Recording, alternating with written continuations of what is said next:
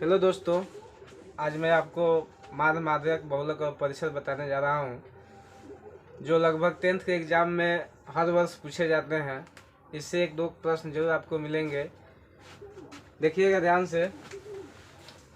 सबसे पहले है कि 4, 6, 9, 2, 5, 4 का माध्य ज्ञात करें। जहाँ भी आपसे माध्य पूछा जाए, संख्या कितना ही रहे, दशमलव में रहे या बिना दशमलव का रहे या बटा में रहे, कोई भी रहे, माध्य निकालने के लिए जहाँ भी पूछा जाए सबको जोड़ दीजिएगा। बस सबको जोड़िए, 4 और 6 10, या ऐसे लिख के भी जोड़ सकते हैं, ठीक है। और बटा में जितना संख्या है उतना लिख दीजिएगा नीचे। 1, 2, 3, 4, 5, 6 है, 6 लिख देंगे। सबको जोड़ दीजिए, 6 4 10, 10 9 19, 19 2 21, 21 5 26, 26 4 30, और बटा में 6 काट देंगे, 6 बचे 30। माध्य कितना आ गया दोस्तों? 5, ठीक है। माध्य बना लीजिएगा। अब दूसरा क्वेश्चन में माध्य से ही रखे हैं, देख सकते हैं कि प्रथम 5 सम संख्याओं का, इस प्रकार का क्वेश्चन ज्यादा पूछा जाता है आपसे। यहाँ पे 5 सम संख्या पूछ सकता है, 10 सम संख्या पूछ सकता है, 20 भी पूछ सकता है, कितना सम संख्या पूछ सकता है, विषम संख्या पूछ सकता है, भाज्य संख्या पूछ सकता है, अभाज्य संख्या पूछ सकता है, ठीक है। तो आप 10th में पढ़ रहे हैं तो ऐसा नहीं है कि आपको संख्या के बारे में पता नहीं होगा, जरूर होगा आपको कि सम किसे कहते हैं, विषम किसे कहते हैं, भाज्य किसे कहते हैं, अभाज्य किसे कहते हैं। सम संख्या जिस संख्या में 2 से पूरी तरह भाग लग जाए, यानी जो संख्या 2 से पूरा विभाजित हो जाए, उसे सम संख्या कहते हैं, ठीक है। तो ये हमसे पूछ रहा है कि प्रथम 5 सम संख्याओं का माध्य ज्ञात करें। तो 5 को सम संख्या दोस्तों आपको पता होगा, पहले 2 से शुरू होता है सम संख्या, 2 के बाद 4, 4 के बाद 6, 6 के बाद 8, 8 के बाद 10, 5 को हो गया ना, 1 2 3 4 5। अब 5 को सम संख्या हम लिख दिए। अब बटा में संख्या कै गो है? 5 गो है, तो बटा में क्या लगाएंगे? 5 लगाएंगे। सबको जोड़ दीजिए, 4 2 6, 6 6 12, 12 8 20, 20 10 30। अब बटा का 5 5 6 30, कितना आ गया? इसका माध्य कितना आया? 5 सम संख्याओं का माध्य कितना आया? 6 आया।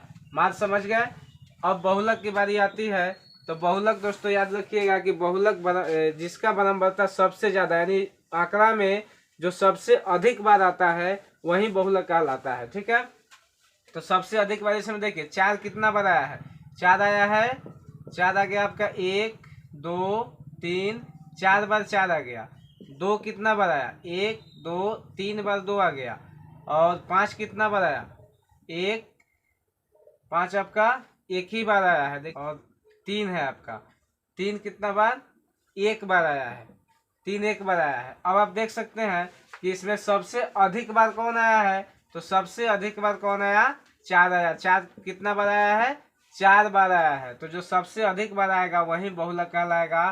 तो इस आंकड़ा का जो बहुलक हो गया वो कितना हो गया? 4 हो गया। इस तरह देख के आप पहचान सकते हैं कि जो सबसे अधिक बार आया है वही उस आंकड़ा का बहुलक कहलाएगा, ठीक है। अगला क्वेश्चन है माध्यक। माध्यक दोस्तों इसका सूत्र होता है, जो जब सम हो जब विषम हो, हम आपको एकदम आसान तरीका बताएंगे कि बिना आप सूत्र के भी बना सकते हैं।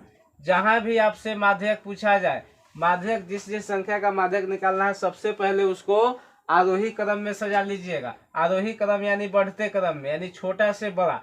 इस आंकड़ा में सबसे छोटा कौन है? सबसे छोटा है 2 एक ही बार आया है, लिख दिए। 2 से बड़ा कौन है? 3 से बड़ा कौन है? 4 से बड़ा कौन है? 5 से बड़ा कौन है? 6 से बड़ा 8, और 8 से बड़ा 9। देख सकते हैं आप कि हमने इसको आरोही क्रम में सजा दिया, ठीक है। आरोही क्रम में सजाने के बाद दोनों साइड छांट लीजिएगा। बीच में जो संख्या बचेगा वही उस आंकड़ा का माध्यक कहलाएगा। तो इधर 3 गो संख्या हो गया और इधर भी 3 गो संख्या हो गया। बीच में कौन बच गया? 5 बच गया, यानी इस आंकड़ा का माध्यक कौन है? 5 है, ठीक है। अब जो है इसका भी माध्यक ही निकालना है। ये सम संख्या था इसलिए बीच में आपको बच गया।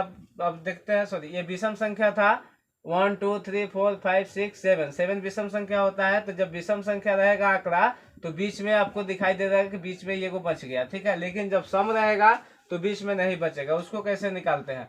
उसको भी सबसे पहले आरोही क्रम में सजा, लिख देते हैं यहाँ पे, आरोही क्रम में सजाया गया है इसको, ठीक है। अब इसको आरोही क्रम में सजा लेंगे। तो आरोही क्रम में सजाने के लिए सबसे पहले छोटा संख्या लिखते हैं। तो सबसे छोटा इसमें कौन सा है?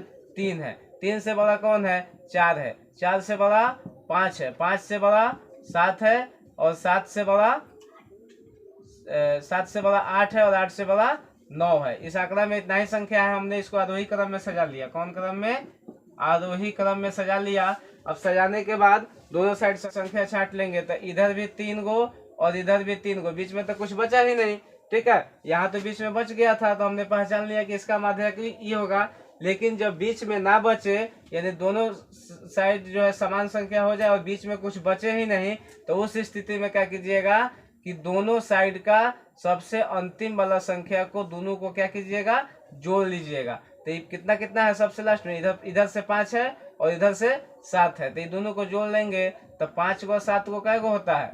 5 प्लस 7, अब बटा में 2 लगा दीजिएगा। ठीक है, 5 7 12, 12/2 कितना आ गया? 6। यानी दोस्तों आंकड़ा के बीचों बीच जो संख्या होता है वही उस आंकड़ा का माध्यक कहलाता है, यानी बीच वाली संख्या। ठीक है, नेक्स्ट है आपका परिसर। परिसर में क्या करते हैं? परिसर बराबर सूत्र होता है कि उच्चतम मान, यानी इसको लिख देते हैं अधिकतम मान माइनस न्यूनतम मान। अधिकतम माइनस न्यूनतम मान, न्यूनतम मान। ठीक है, अधिकतम माइनस न्यूनतम मान, यानी परिसर निकालने के लिए सबसे बड़ा देखिएगा पहले कि सबसे बड़ा इस आंकड़ा में कौन है। तो इस आंकड़ा में जो हम क्वेश्चन लिखे हैं इसमें सबसे बड़ा कितना है? 15 है। और सबसे छोटा कौन है? सबसे छोटा 7 है। तो 15 में से 7 घटा दीजिए, कितना हो गया? 8। यानी परिसर हमारा कितना हो गया? 8 हो गया। मुझे उम्मीद है कि आपको बहुत अच्छा से समझ में आया होगा। वीडियो अच्छा लगे तो चैनल को सब्सक्राइब कीजिए। धन्यवाद।